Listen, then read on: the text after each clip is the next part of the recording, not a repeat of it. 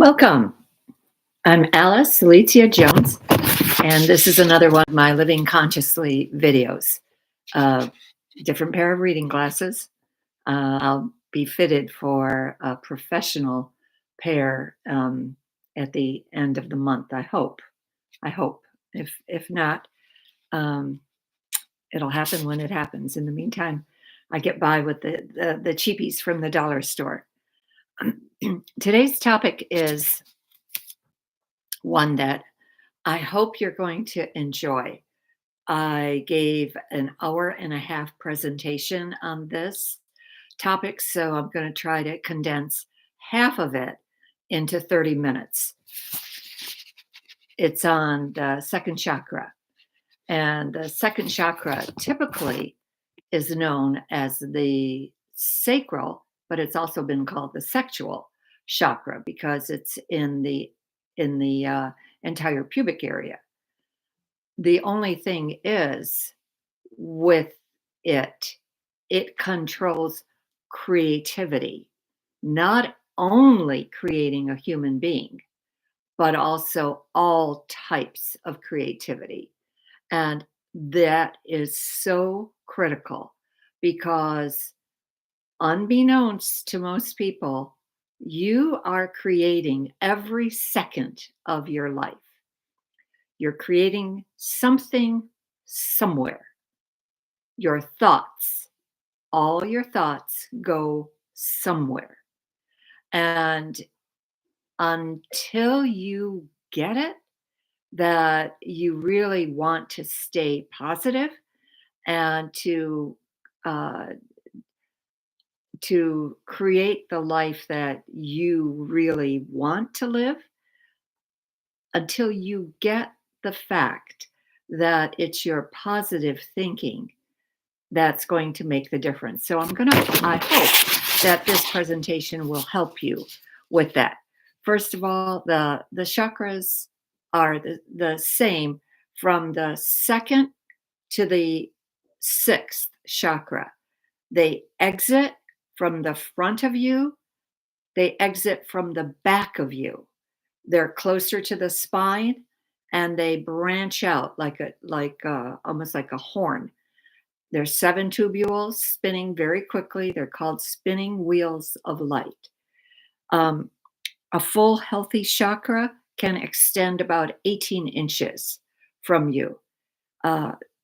And like I said, spinning clockwise if you're right-handed, spinning counterclockwise if you're left-handed. So under no circumstance do I want you to feel that you are not creative. Like I said, you're creating every second of your life without you even being aware of it, without you being conscious of what you're doing. And so now let's try to focus on you creating consciously. That's why I called my videos Living Consciously. The distortions to the second chakras could be that they basically are like a flat line, that they have no energy. They could be disc shaped. They could be pulled in. You could take one of the tubules and extend it out as far as you want. You have that power. Again, you might not even be aware of it. They could be very vibrant, but they could also be very limp. So, and they could be distended, like I said, out as far as you want. A vibrant chakra makes you ready to tackle goals, makes you ready to take care of your life's dreams, makes you open to everything that's available in your life. Every single, even problem, you don't see it as an obstacle, but you see it as an opportunity. And you'll see that very, very quickly by some of the a few people that I'm going to recommend that you uh, well, in one case, read about, in another case, pay attention to. A healthy chakra also will help you see the patterns, both negative and positive. It will help you see where you yourself are sabotaging yourself from going forward with what you want to do. And a healthy chakra will help you birth new patterns. That's its purpose. It it doesn't, um, let's say, it doesn't want you to quit, but sometimes you just don't know how to move ahead. And I've got some suggestions for you at the end of this. Um, I mentioned this earlier about dreams. There are sometimes a dream inside of you that just won't die. There's a wonderful book called The Horse Whisperer. I forgot to write down who the authors were, but I think the one that I read was based on the life of Robert Monty, but there are others out there that are known to have been horse whisperers. What they did is they took a wild horse and trained it to become domesticated, trained it to accept a saddle by just talking to it and guiding it rather than forcing anything upon it. And this is the same way your soul works with you. Your soul works to guide you, doesn't force anything. But if you have a dream that keeps reoccurring and reoccurring and reoccurring, and you don't know where it came from, and sometimes you don't even want to mention it to another person because you feel awkward about it. Don't feel like that is something to be ashamed of. You have been given that dream because your soul knows what you're capable of. Your ego might not think so, but your soul knows. So I will guarantee you that if that dream won't die, you must complete it. There's a couple examples. The gentleman, Monty Roberts, his living example is that in fifth grade, he came from a very modest background. And in fifth grade, I guess for social studies, the teacher sent her students home and said, go and draw me a picture of what it is that you aspire to, hope to achieve, would like to live in. So you kind of get the idea. He came back to his teacher, fifth grade, and submitted a drawing of what his teacher assessed to be a $10 million ranch. The next day, when they got their papers back, he got an F. He was very proud of his drawing, very proud of his dream. He got an F. And she basically said to him, you have outlandish ideas. This isn't going to work for your life. You have no means of accomplishing this. So go and give me something that will more closely reflect what your status in life will be able to achieve. Fifth grade, 10 years old.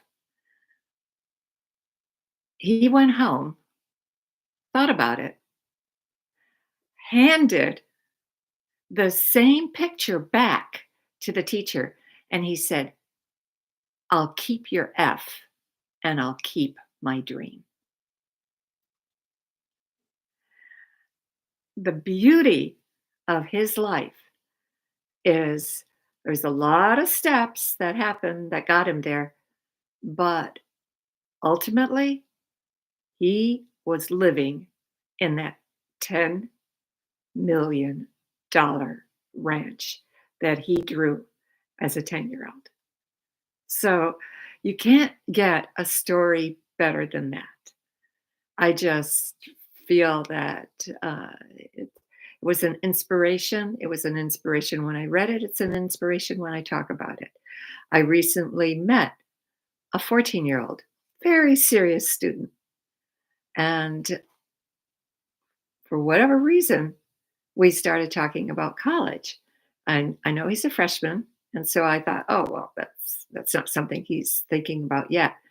And he goes, and within the conversation, he goes, I want to become an aerospace engineer and I want to go to MIT. And of course, the first thing I thought of was, of course, you'll get there because he was so clear on exactly what he wanted to do and where he wanted to go. It was just as my dream to graduate from the University of Michigan. My husband, first husband, and his mother could not keep me from it. I just kept my focus on what it was that I wanted. Also, the house I'm living in, from the very moment I met my second husband, I told him exactly what I wanted, and that's the house I'm living in. So don't ever feel that if your dream feels outlandish to you, that it can't be achieved. Don't feel that. George Floyd told his mother, he says, I don't know how and I don't know why, but one of these days, the whole world will know my name. The whole world. So I thought, wow, the whole world does know his name. He had to die to achieve it, but he already had the sense of that when he was growing up. The whole world would know his name.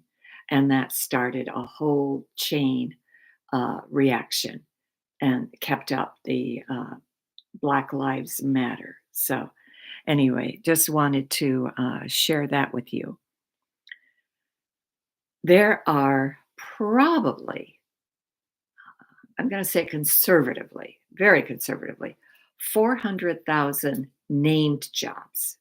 And this isn't even the entrepreneurial jobs that people make for themselves, named jobs that you could Google and find out how do I become uh, and and so people work both with their mind, they work with their body, and they work with their body and the mind. And with their body, they the off the top of my head, the jobs that I was given was, of course, art, arts and crafts, painting, writing, sculpting, anything to do, sewing, gardening, anything to do where your hands are involved. Auto mechanics, your hands are involved with that. Working and of course most a lot of these overlap because you can't split your mind. But when you go with strictly with the mind, you're talking about maybe um, aerospace engineers, aeronautics, astronomy, astrology, physicists, nuclear scientists, anything to do where the mind just continues to see possibilities. I saw a program on PBS I think it was last night, it might have been the night before, um, that showed people developing quantum physics computers. And the challenge there was that the parts that when you assemble it have to be kept at absolute zero, which is like 467 degrees below zero um, Fahrenheit. So uh, they said so far every computer that they've developed has errors in it, and they are programming the computers to not have to overcome the errors. In other words, self-correcting, but they're not without errors. Uh, Something like that kind of scares me, but anyway, I'm sure we're coming into a world that will not be recognizable from today's perspective for those who are living, who are going to live 50, 60, 70 years in the future. Our world today is going to seem very, very quaint. Furthermore, our world today is going to seem very barbaric because we still believe in war as a solution to problems. War is not a solution. Diplomacy is. So, those who work with body and mind are obviously doctors, dentists, astronauts, scientists, and probably every other imaginable type of job that's out there, because there are very few jobs that focus strictly on the mind. Most are a combination of body and mind. And the only reason I make this statement is there's something for everyone. There is absolutely something for everyone. And this doesn't even begin to touch what the entrepreneurs are doing to cut a path for themselves that is unique and different from everybody else. The second chakra, your sacral chakra, is colored orange. And when you stop to think, orange, it's natural because of the fact that the root is red, the solar plexus is yellow. You combine red and yellow, you get orange. And most uh, the most important thing about it is that it seeks stability. And it's also, the second chakra is also linked to the throat chakra, the fifth chakra. And the fifth chakra, your throat, is a combination of a creative aspect plus speaking your divine truth. So that's kind of interesting. Now, the 9 aspects of items to help you create is to start first with attitude. You have to have a can-do attitude. I think, in my estimation, Henry Ford said it best. Whether you think you can or think you can't, you're right.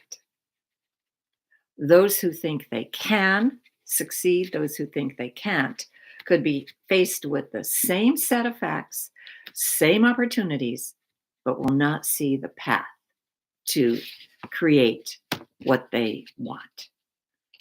Secondly, perseverance. One of the things that perseverance is stick-to-itiveness.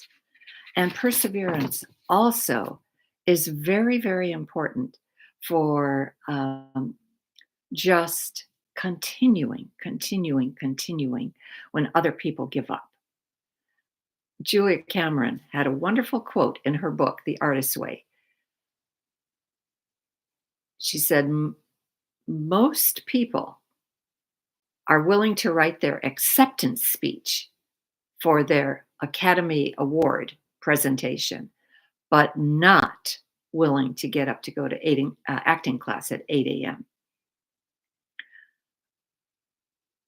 She her book, The Artist's Way, she said, will guarantee to unblock you.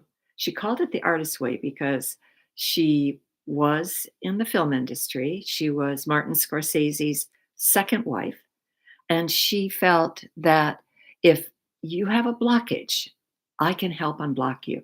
I did all the exercises in the book. I never recommend a book that I haven't read myself. I don't think that's fair to you. If I'm going to promote it, I'm going to have read it. And I know that at the time I did the exercises, I filled up a legal pad with the answers to all her questions. She wrote another one called The Vein of Gold. The I felt the only difference between the two was that the Vein of Gold takes you back in 5-year increments, starting with the 5-year-old. And I'm not sure that it was any more beneficial, maybe to some, but I didn't think it was as beneficial as the Artist's Way, or that the Artist's Way actually covered what she needed to know. So that's perseverance. The next thing is number 3, resilience. Setbacks are common. I have a lovely comment from Willie Jolly, who I met at the National Speakers Association, the 3 years that I was a member of that. He said, a setback is a setup for a comeback. And I loved that. A setback is a setup for a comeback. And so you have to have resilience. Will you have problems? Totally. Always will be problems. Um, is it fair to you to do anything that is not to stop you dead in your tracks? Only if you let it. I mean, put it this way, there's no fairness or unfairness about it. There's only choice. So you just have to have the resilience. Next thing, education. Sometimes it takes a little bit more learning than you have.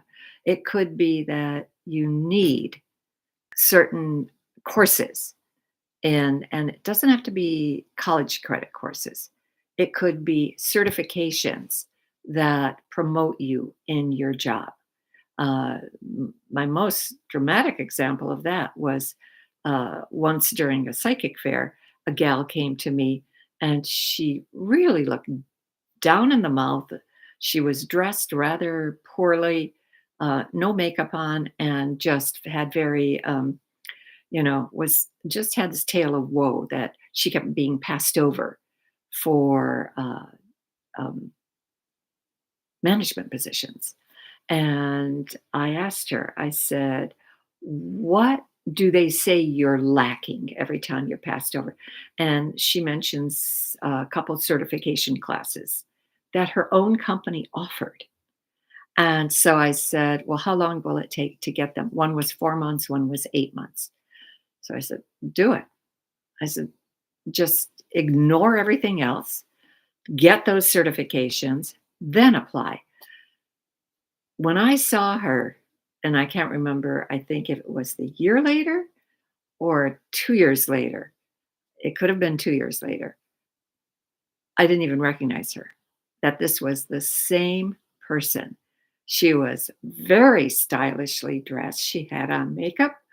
She had a wonderful hairdo, and she got the promotions she was after. So it again took her effort on her part, but not not so much that it would keep her from achieving her goals. The fifth thing is open mind. Every single possibility exists at every single moment of your life. That doesn't really make sense to most people. How could every possibility exist? But with our thoughts, we pluck the possibility of what we're going to experience. So if you continue on your negative track, you're going to keep plucking at a very low level. If you move to a higher track and a higher track and a higher track and keep searching and plucking those possibilities, seeing that, yes, this is possible. And I love the word impossible. I am possible. I am possible. You say that quickly and you see impossible can be I am possible. So that's being open minded. I think I've already mentioned this, but every thought is a choice. Whether you know it or not, whether you believe it or not, you have the right to choose otherwise. It doesn't matter who bashed you, it doesn't matter how impoverished your background was. Um, I don't know, about 15 or 20 years ago, there was a show on TV. It was made for TV. It was from homeless to Harvard. And she literally studied on the subway. She would ride the subway from one end to the other because she was homeless. But somehow or other, she managed to get into Harvard because she had one teacher who became a mentor who believed in her. And that was incredibly exciting. Every thought is a choice. You can, I know there was one time when I was studying, I was in a very esoteric class, and the teacher said, okay, now we're going to assist the etheric surgeons. And I looked and I said, well, I don't think I can. And because the etheric surgeons exist in your mind and you see them perform what they do in your mind. And so, fortunately, there was a young man present there at the class that I had known for at least 10 or 15 years, who I knew him and I respected him. And he said, Alice, he said, I had to do this last week. I didn't think I could either. And I accomplished it. And so I looked at him and I guess, well, I guess I can too.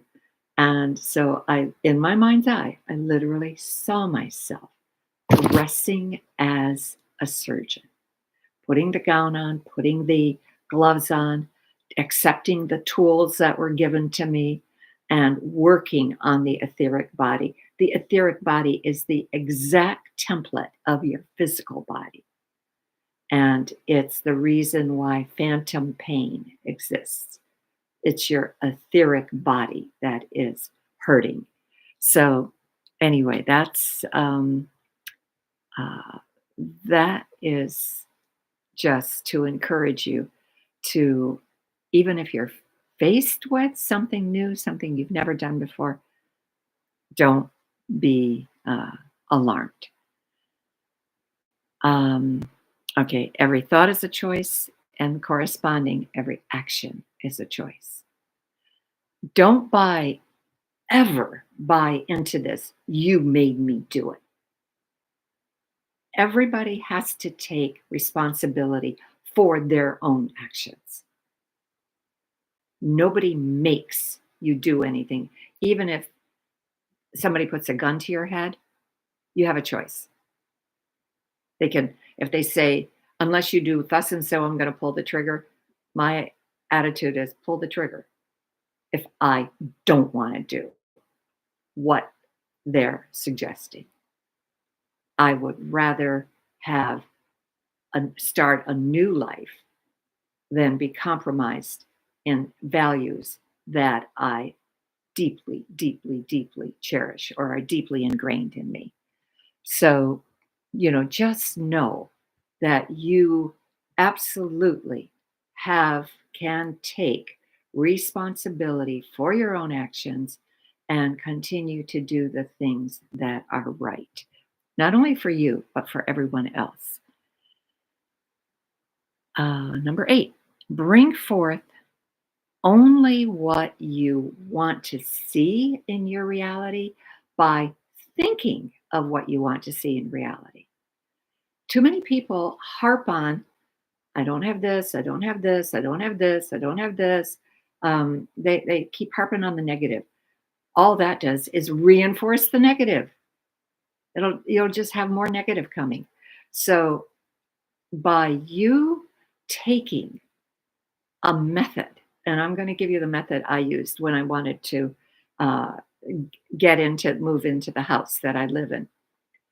Uh, at the time I did this, I was obviously in real estate full time.